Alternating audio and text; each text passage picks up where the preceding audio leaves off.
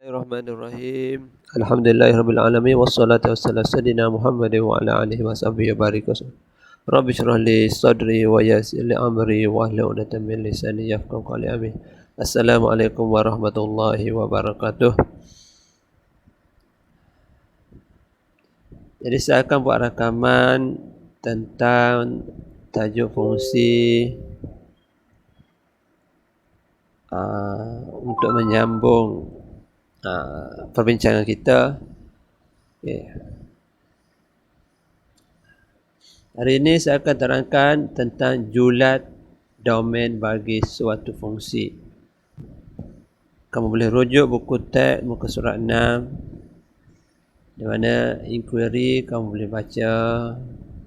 Dan di sini saya ingin terangkan tentang domain.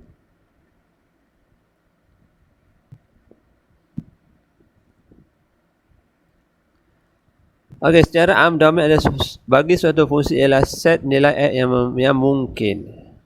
Yang mungkin. Pegang kata-kata kunci.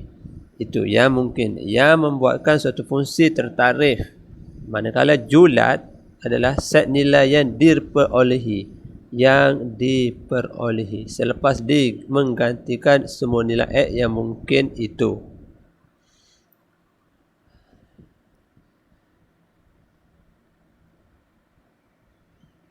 Domain adalah yang mungkin. Julat adalah nilai yang diperolehi. Okey. Kita tengok di bahagian sini. Tengok 1, 2, 3, 4 adalah X. Ini rujuk kepada domain yang mungkin. Julat adalah 3, 5, 7, 9.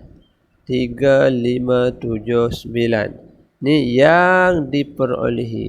Yang diperolehi. Manakala satu lagi yang kamu akan dengar adalah codomain. Apakah codomain? Kita tengok. Nilai-nilai yang mungkin muncul bagi fungsi f dinamakan codomain. Yang mungkin muncul. Jadi dia akan ada pada satu set yang lain, codomain. X, Y. Codomain. Ini mungkin.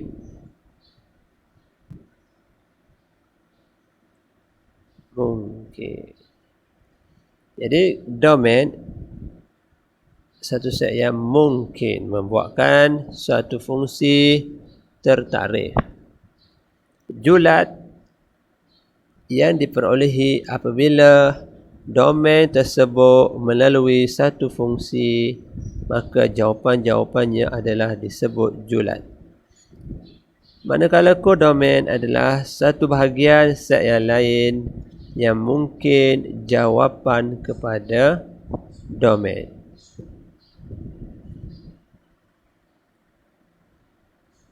Kita boleh tengok contoh 4. Domain, codomain, julat. Kalau kamu tengok di sini, pada julat tidak terdapat 4. Sebab 4 bukan nilai yang tertarif apabila domain. Dengan kata lain, 4 tiada pasangan. Kalau tengok C,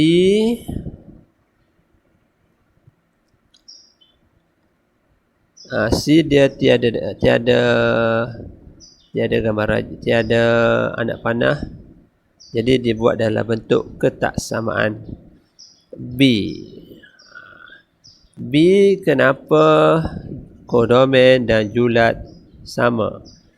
Kamu boleh tengok di sini jadualnya adalah continuous. Satu graf yang bersambung. Sebab oleh itu codomain dan julat sama.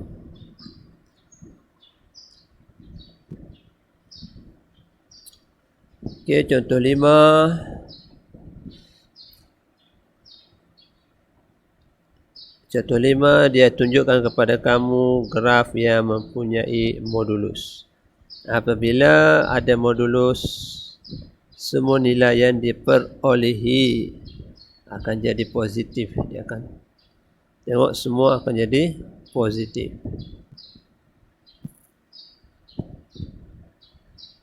Okey.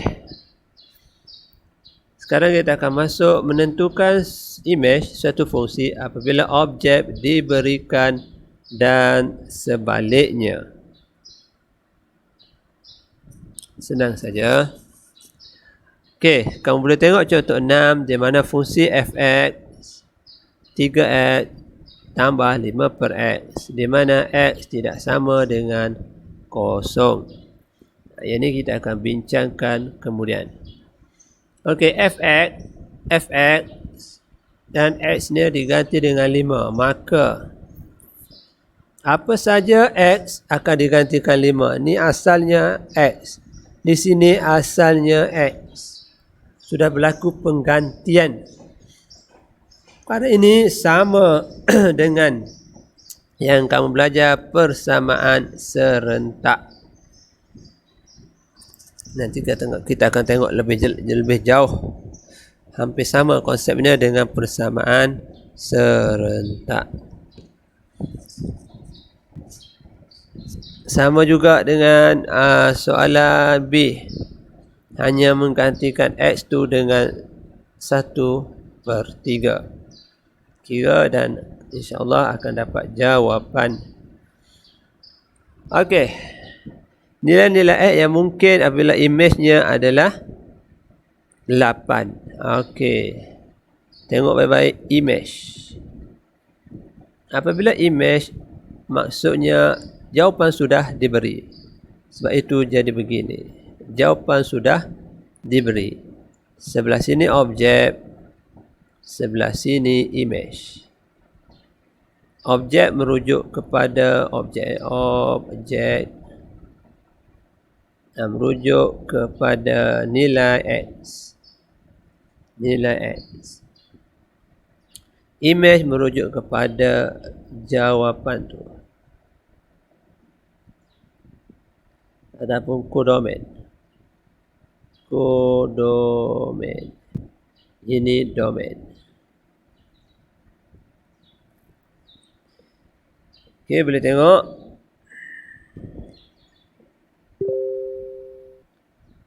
Contoh 7 soalan yang melibatkan modulus.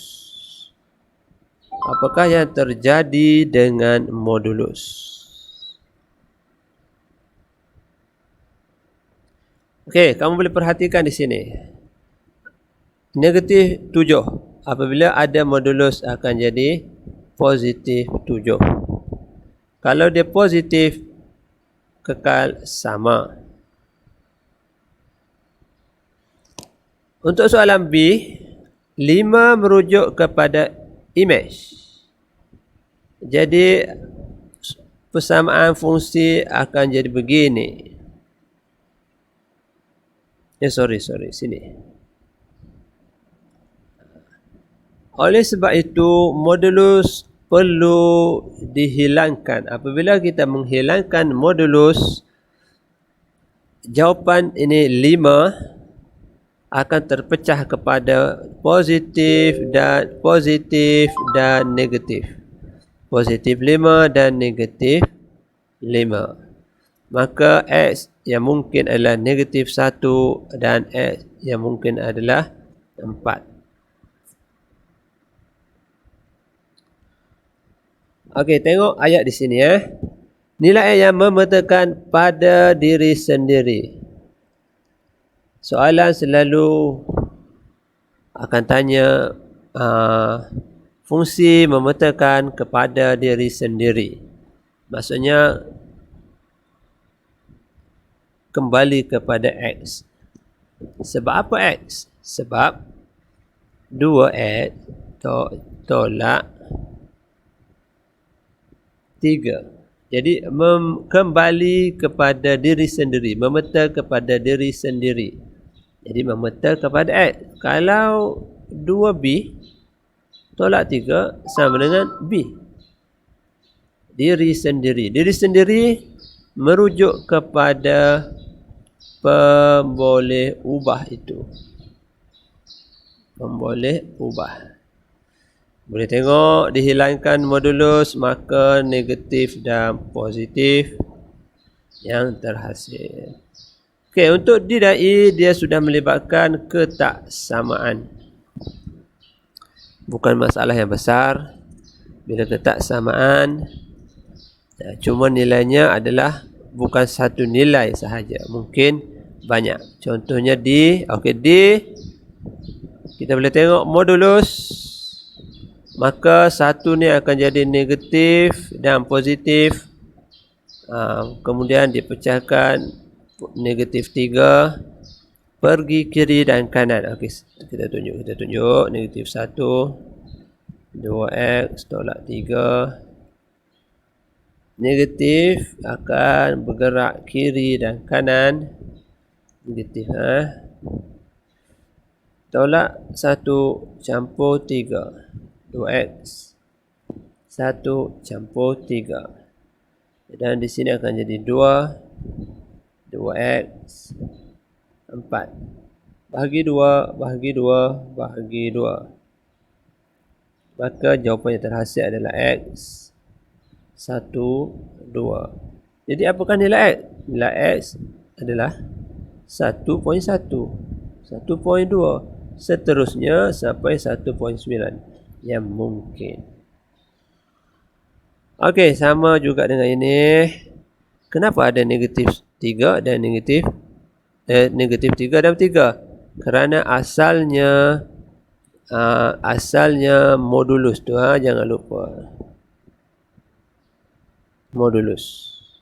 Apabila dihilangkan modulus, maka negatif positif lah hasilnya.